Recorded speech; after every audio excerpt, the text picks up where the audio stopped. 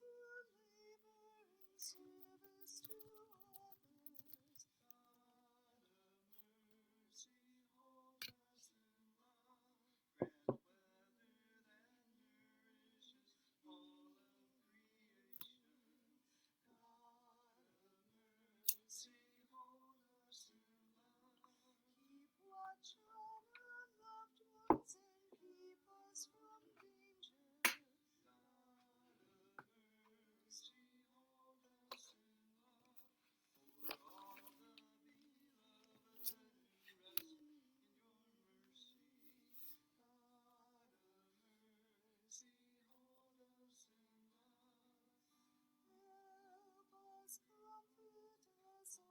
For all the beloved who rest in your mercy. God of mercy, hold us in love. Help us, comfort us all of our days. Keep us, hold us, precious God.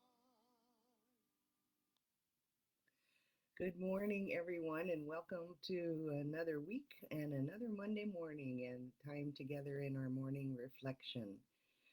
I am wanting to start kind of a, not really a series, but kind of a concentration for the next, I don't know, 40 days or so, as we've been responding to what the coronavirus has been doing among us.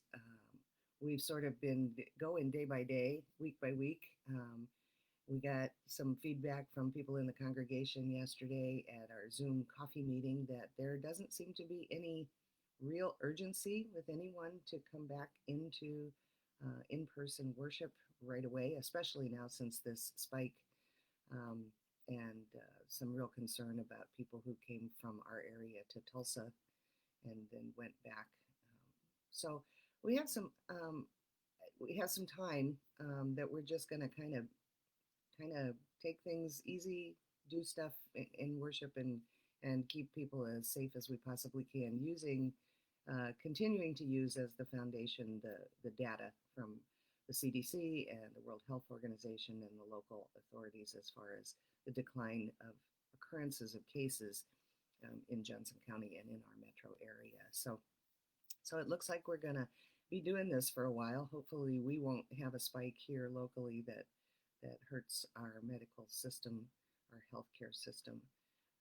But in that time, so it kind of opens up another hunk of time where we'll continue to do what we're doing, always keeping track of things, and we'll let you know as soon as anything changes. But offering some additional fellowship opportunities or worship opportunities that outside that we can do a little more safely.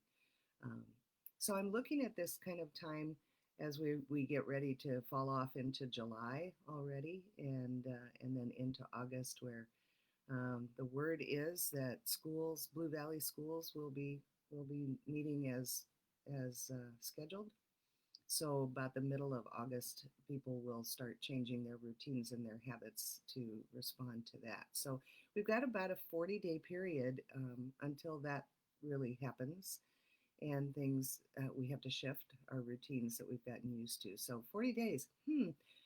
What does that remind you of? And that reminds me of course, the season of Lent, which is kind of a season of waiting and kind of preparing ourselves for the amazing news of Easter when Jesus comes out of the tomb. We may feel like that when that finally happens, but I don't think it's going to be a spectacular Easter morning event.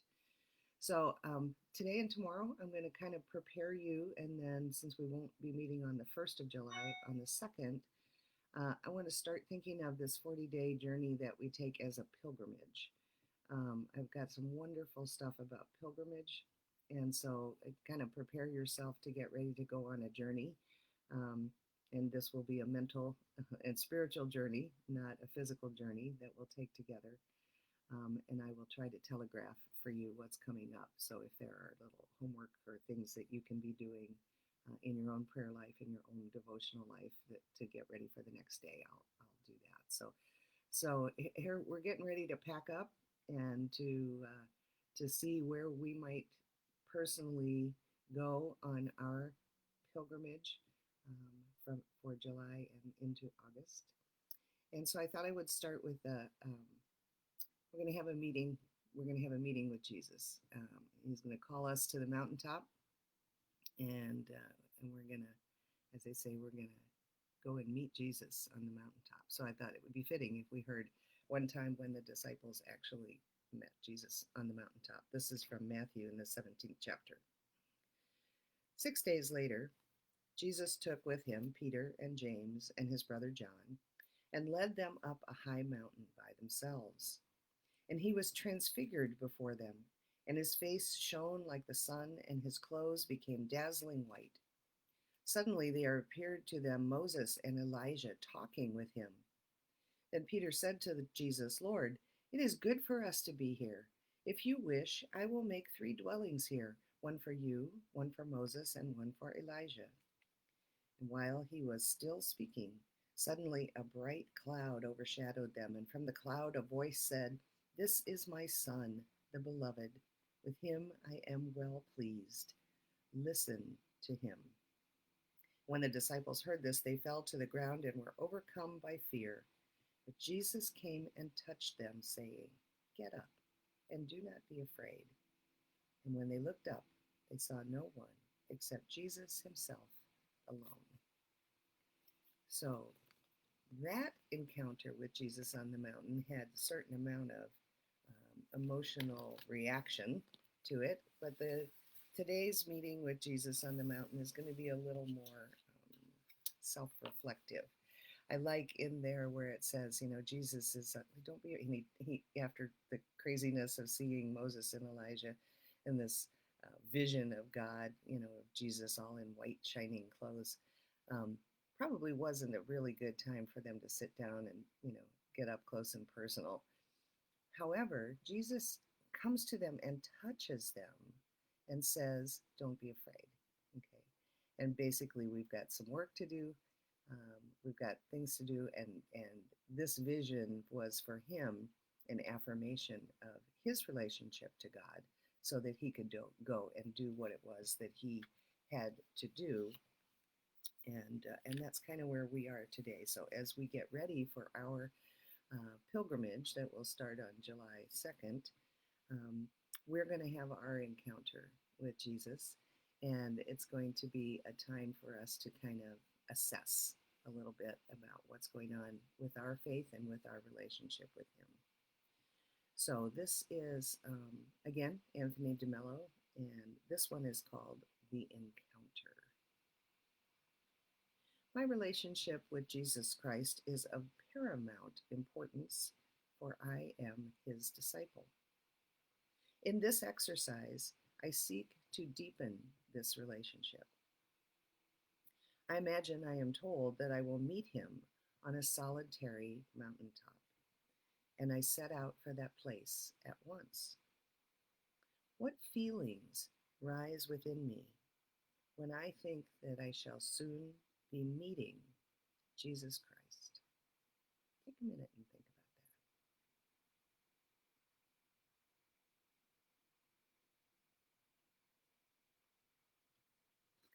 that. In my mountain solitude, I am gazing at the plains below. Then I become aware that he is here. In what way does he show himself to me? And what are my reactions to his presence? Take a moment.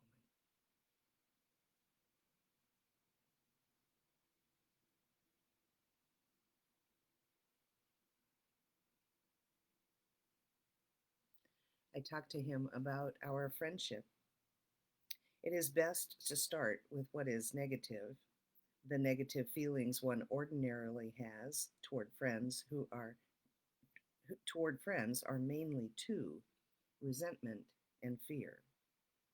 I resent my friends when they become a burden, when they make demands on me that I do not want to meet, when they become possessive, curb my freedom, deny me what I want or need. If resentments lurk within me, my relationship stands to gain by my becoming conscious of them. So I ask myself if Jesus is a burden. Is he the kind of friend whose complaints produce guilt feelings, who puts pressure on me, makes demands I am not ready for, curtails my freedom by possessiveness? If so, I tell him this quite openly, and I hear him answer, till I see that it is not he, but my distorted image of him that has done the mischief.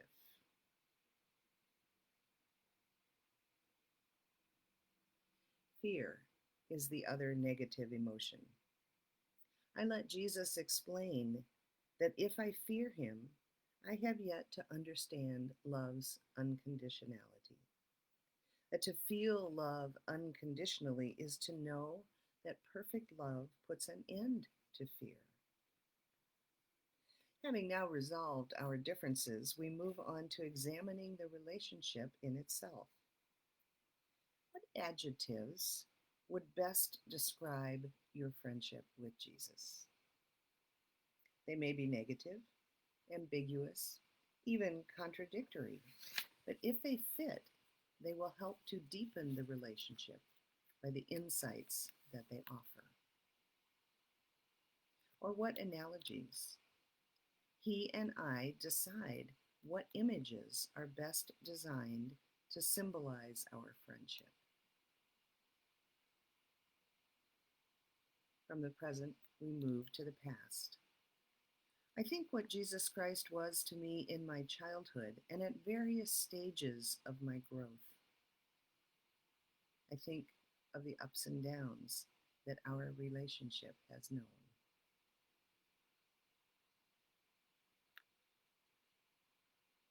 Our relationship calls for one more thing.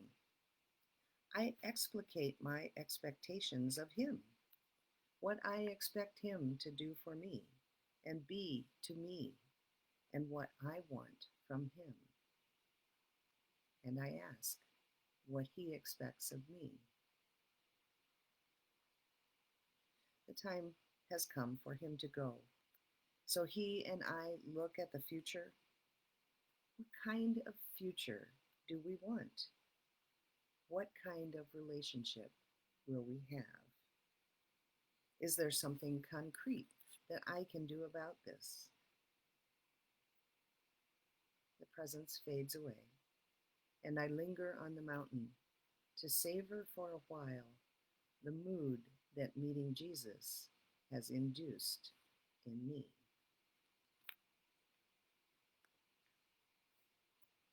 What a beautiful exercise to imagine Jesus and you having a conversation about your friendship. I love the idea of thinking back over the different um, parts of your life and who Jesus was to you. What was your friendship like when you were a little one? What was your friendship like when you were in junior high or middle school? What was your friendship like after you were confirmed? And then on into adulthood. How did your friendship change if you had children and family and jobs and other things to occupy your time? When did it shift? Did it shift? When did you leave him? When did he leave you? Those are the kinds of questions that I think are really helpful for us to reflect on, for us to think about. And whether we've been intentional about a relationship with Jesus or just kind of had it all along, and I don't want to say took it for granted, but we're comfortable in it and trusted in it, it still probably has changed over the years. So I was struck by this one little phrase here, and here is your homework for today until tomorrow. So when you sign in tomorrow, I would really like it if you could put down the answer to this reflection, your homework answer. He says, "He and I decide." So Jesus and you decide what images are best designed to symbolize our friendship. So first of all, you have to kind of be able to describe the friendship that you have with Jesus, the relationship that you have. And then imagine an image or imagine a symbol, something, something solid that you can think of. And how is that